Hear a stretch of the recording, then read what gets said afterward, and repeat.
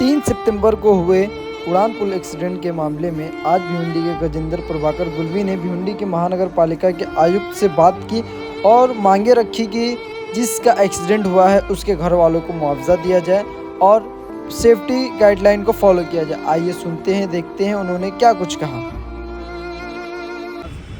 आयुक्त साहेबांना मिळण्याचं कारण असं की काल ह्याच साहेबाच्या अवधीत एक ॲक्सिडेंट झाला।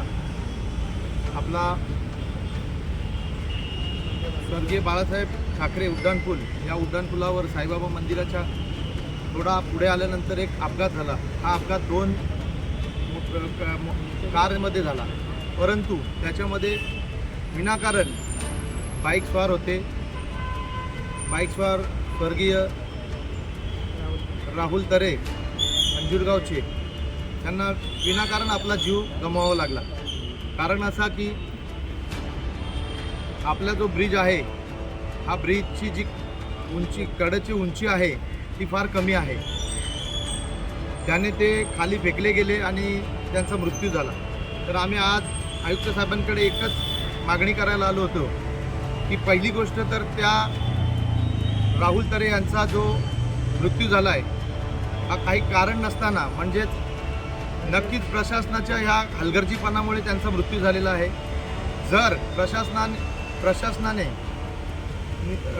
नियमित त्याच्यावर लक्ष देऊन त्यांची जी कठडा आहे, ब्रिजचा जो कठडा आहे, त्या कठड्याची उंची फार कमी आहे, त्याला सुरक्षा जाळी लावणे किंवा पत्रे लावणे हा त्यांचा सर्वात पहिला विशेष काम होता। परंतु तो आज आम्ही वर्षभरापासून त्यांच्या मागे लागलो आहोत की याची उंची वाढवा किंवा त्याला सुरक्षा जाळी लावा, परंतु कोणत्याही प्रकारचं आजपर्यंत काम झालेलं नाही आहे। आणि वारंवार असेच ह्या 2025च्या सालापासूनच आता हा दुसरा हादसा आहे।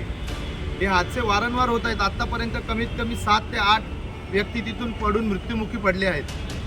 त्याच्यामुळं ह्याला कुठेतरी आळा बसला पाहिजे म्हणून आम्ही हा आज निर्णय घेतला। आणि दुसरी गोष्ट अशी की जी मृत व्यक्ती आहे त्यांच्या परिवारामध्ये करता धरता ते एकटेच होते। त्यांच्या मागे आईवडील, वृद्ध आईवडील आहेत, 2 छोटी लहान मुलं आहेत आणि त्यांची पत्नी। आज त्यांच्या घरातला करता कमवता व्यक्ती गेला।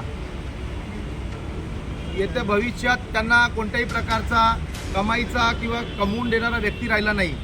त्यांना आमच्या प्रशासनाला एकच निवेदन दिलं आहे की त्यांच्या कुठल्या तरी प्रशासनाच्या कोणत्या तरी खात्यामध्ये त्यांच्या पत्नीला एखादा स्वयंमध्ये रुजू करावं किंवा त्यांना काहीतरी त्याचा मोबदला द्यावा, याकरिता आज आम्ही निवेदन दिलं आहे। आणि आयुक्त साहेबांनी काय आश्वासन दिलं तुम्हाला? आयुक्त साहेबांकडे गेल्यानंतर आयुक्त साहेबांनी आम्हाला असं आश्वासन दिलं आहे की हे जे आहे उड्डाणपूल हे MMRDAच्या अंतर्गत येतो, त्याच्यामुळं आम्ही त्याच्यावर कोणत्याही प्रकारचे बदल करू शकणार नाही किंवा जाळी वगैरे आम्ही आमच्या हक्काने मारू शकणार नाही। ही त्यांचा उत्तर काय आम्हाला पटलेलं नाही आहे, समाधानकारक वाटलेलं नाही आहे। कारण हा ब्रिज जो आहे जरी MMRDAचा असला तरी भिवंडी अंतर्गत आणि भिवंडीच्या रस्त्यावर किंवा जमिनीवर आहे, त्यामुळे त्यांचा हा उत्तर आम्हाला कुठेही समाधानकारक वाटत नाही आहे। तर आम्ही त्यांनी आम्हाला हा उत्तर दिल्यानंतर आम्ही त्यांना एकच प्रश्न केला आहे की तुम्ही आम्हाला लेखी, तुमचा जाब आम्हाला लेखी हवा आहे। तर त्यांनी आम्हाला शब्द दिला आहे की आम्ही हा जाब तुम्हाला लेखी देतो। कधी लेखी दिले नाही तर काय करतो तुम्ही? नक्कीच नेक्स्ट स्टेप काय? नक्कीच आम्ही जनआंदोलन घेऊ आणि हा मॅटर जो आहे हा कोर्टाच्या मार्फत आम्ही हाताळण्याचा प्रयत्न करू। नक्कीच आतापर्यंत मी साहेबांना याच्या अगोदरही लेटर दिलेत आणि आजही लेटर दिलं आहे। आज तर लेटर असा दिला आहे की जे प्रशासनाला समजत नाही आहेत ते नियम मी याच्यामध्ये लिहून त्यांच्याकडे दिलेले, त्यांच्या ज्या चुका आहेत त्यांच्याकडून होणाऱ्या चुका, त्याच्यावर त्यांना काय करायला पाहिजे हे त्यांना आज दिलेलं आहे। पहिला मुद्दा असा आहे, तुम्हाला सांगितला सुरक्षा जाळी सर्वात पहिला, हा सर्वात मोठा मुद्दा आहे। सुरक्षा जाळीनंतर आम्ही त्यांना सांगितलं आहे की ब्रिजवर हा जो कमीत कमी 1 ते 2 किलोमीटरचा एवढा अंतर आहे, या अंतरावर खूप स्पीडने गाड्या जातात। तर त्यांना एक कुठेतरी स्पीड कमी करण्यासाठी स्पीड ब्रेकर असावे किंवा त्यांना मी सांगितले की ते आपले जे व्हाईट पट्टे असतात ते मारून द्यावे, कुठेतरी स्पीड कमी राहील। दुसरी गोष्ट ब्रिजवर भरपूर ठिकाणी पाणी साठला जातो, खड्डे आहेत आणि जे ब्रिजवर जे स्ट्रीट लाईट लावले आहेत त्यांच्यावर जे फ्लॅग्स लावतात ते फ्लॅग्स लावावे नाही, कारण त्याच्यामुळेही काही अपघात घडू शकतात किंवा घडतही असतील.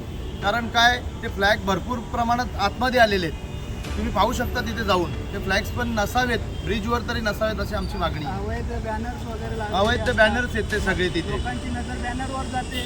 त्याच्यामुळे ते अपघात घडू बॅनरवर घडतात. दिल्यामुळे दुर्घटना नजर हटी दुर्घटना घटी असा प्रकार होतो. बरोबर. बॅनर कशाला लावायची तिथे? बरोबर. का परवानगी देतो? प्रशासनाचं लक्ष नाही का? बरोबर आहे. प्रशासनाचं लक्ष नाही याचा अर्थ वर्षभर बॅनर लागलेले असतात. आता पण तुम्ही जाऊन बघू शकता, बॅनर लागलेले असतात आणि बऱ्याच वेळेला तिथे स्ट्रीट लाईटी जवळजवळ निम्म्या तरी बंदच असतात. मग तुमचं प्रशासनाचं लक्ष काय आहे? आणि प्रशासन सांगतं ते MMRDच्या अखत्यारीतील आहे. मग तसं प्रशासनाने आम्हाला आता लेखी जबाब द्यावा. आम्ही MMRDकडे पण जाणार आहे, शिवाय वाहतूक विभाग अधिकारी उपायुक्त आहेत त्यांच्याकडे पण जाणार आहे. कारण वाहतूक विभागाने लक्ष दिलं पाहिजे. बरेचसे फोर व्हीलरवाले नशा करून आलेले असतात, दारू पिऊन आलेले असतात, फोनवर बात करत करत ते गाडी चालवतात. प्रशासनाचं का तिकडे लक्ष नाही? हा सुद्धा गंभीर मुद्दा आहे. आणि गेल्या अनेक वर्षांपासून जेव्हापासून हा स्वर्गीय उड्डाण बाळासाहेब ठाकरे उड्डाणपूल सुरू झालेला आहे, पावसाचं पाणी झऱ्याच्या रूपाने खाली पडतं आहे. किती वेळा निवेदन दिलेलं आहे प्रशासनाला. मग प्रशासन काय आमचे निवेदन काय कचऱ्याच्या कुंडीमध्ये टाकून देतात का? आम्हाला निवेदनाला उत्तरसुद्धा देत नाहीत. आजसुद्धा मी सांगतो, आयुक्तांना चॅलेंज देतो, तुम्ही बाईक घ्या आणि खालून प्रवास करा, बघू तुम्ही कसे प्रवास करता खालून. मग ह्या गोष्टी तुम्हाला आम्हीच निदर्शनास आणून दिल्या पाहिजे. तुम्ही अधिकारी आहे, तुमचे अधिकारी कर्मचारी यांनी लक्ष नको द्यायला. सामान्य माणूस जेव्हा तुम्हाला निवेदन देतो, तुम्ही निवेदनाला तेराची टोकरी दाखवता.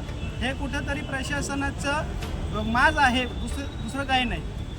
दुसरी गोष्ट अशी आहे की तिथे कुठल्याही प्रकारचं CCTV वगैरे बसवलेले नाहीत. लोक उलट दिशेने गाड्या चालवतात. मग प्रशासन वाहतूक विभागाचं लक्ष नको का या गोष्टींवर? असे एक ना अनेक गोष्टी घडत आहेत, अनेक गोष्टी तिथे उणिवा आहेत. आम्ही 17 मुद्दे दिलेले आहेत. प्रशासनाने डोळे उघडे ठेवून व्यवस्थित ते वाचावेत आणि त्याच्यावर योग्य ती कार्यवाही करावी असं आमचं म्हणणं आहे. नाही तर या भिवंडीच्या लोकांना जणू काय त्यांनी मारायला सोडलेलं आहे, वाऱ्यावर सोडलेलं आहे असा आमचा त्यांच्यावर आरोप आहे.